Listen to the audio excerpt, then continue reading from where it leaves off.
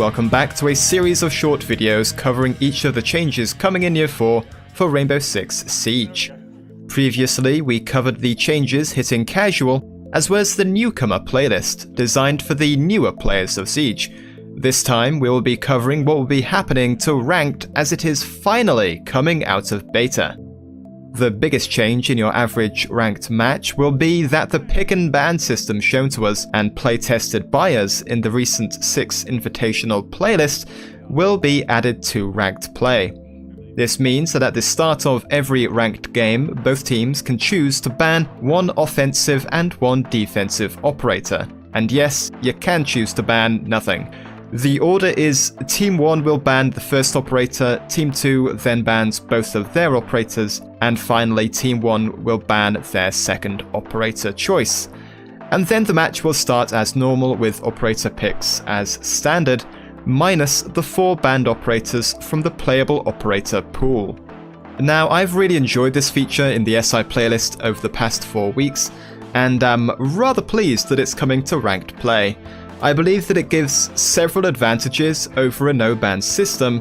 One advantage is that if new operators are released in a season and they happen to be clearly overpowered, an example being Lion in his original form from Operation Chimera, we as players will likely recognize their power level pretty quickly given that we play the game quite a bit, and so can choose to ban them from Ranked play. This is definitely, I'm not saying it's an excuse for releasing overpowered and imbalanced DLC operators. The onus is definitely still on Ubisoft for getting the balance of new operators right, but the opportunity to ban such cases will help prevent Ranked from turning into an absolute mess. Think of it as an organic balancing system in the hands of the players. If something is completely out of whack, we can ban it. Another advantage that the ban system gives Ranked is that it actually adds more variety to matches. If no operators are ever banned in Ranked, many sites will be defended in the same, perceived to be strongest ways, and many sites will likewise also be attacked in very similar ways. If you know the best way to defend or attack a specific site, this will encourage you to pick the same operators that enable you to do those optimal strategies. This can get stale pretty quickly, and therefore can make playing Siege potentially boring. By banning the best, or at least most annoying operators for certain maps, we as players will need to think on our feet more when it comes to picking which operators we want to play. This, in turn, will lead to more experimentation and operator flexibility within the player base. If you play only one operator in Ranked, maybe this is the right time to broaden your horizons and start learning some others. Moving on from the ban system, Ranked play will also be getting a lot more visible information that will be directly accessible in-game through the various menus that will be getting added. As you can see in this screenshot from the developer reveal panel, one of the new tabs for Ranked play shows your current rank, MMR, and the MMR range that your current rank has. As you can see, in this example, the player was in Gold 4 with an MMR of 2650, and the MMR range for Gold 4 was 2500 through to 2700. To the sides, you can see more information as well, such as previous season's ranked finishes, your overall win rate, matches played, wins, losses, game abandons, and KD.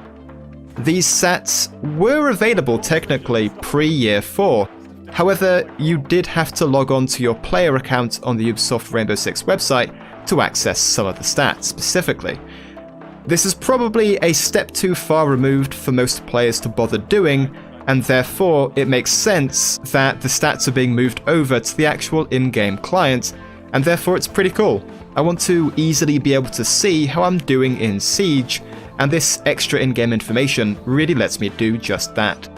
In the next screenshot, we see the next ranked tab labeled Skill, which has a pretty cool graph showing the player base's ranked distribution in Ranked, which is interesting, but what is more interesting is the new rank that seems to have been added, which is above Diamond that you can see there, called simply Top Players. From this graph, it seems that this new rank covers anyone with MMR above 5000. And this final screenshot from the reveal panel simply shows the current season and the season rewards. which will naturally change depending on the season you're in. From the first two screenshots, we can see that there are also tabs for the ranked playlist rules, which I think we can safely assume will have a list of the rules that the playlist uses, and another tab for maps, which again, we can safely assume will show which maps are in the ranked map pool and which have been removed. These menu changes to ranked all look fantastic.